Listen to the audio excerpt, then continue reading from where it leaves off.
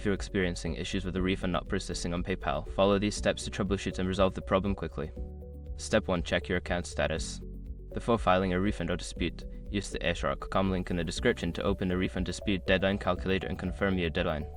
Step 2. Verify transaction details. Review the transaction details for the refund. Make sure you are attempting to refund the correct transaction and that it is eligible for a refund according to PayPal's policies. Step 3. Confirm payment method.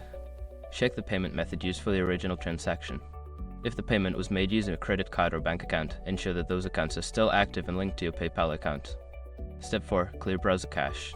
Sometimes, browser issues can interfere with processing transactions. Clear your browser's cache and cookies, then try to initiate the refund again. Step 5. Contact PayPal support.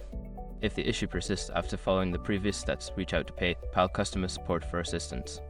Provide them with details of the transaction and any error messages you encountered. By following these steps, you should be able to resolve the issue with your refund not processing on PayPal. If problems continue, staying in touch with customer support is your best option for timely resolution.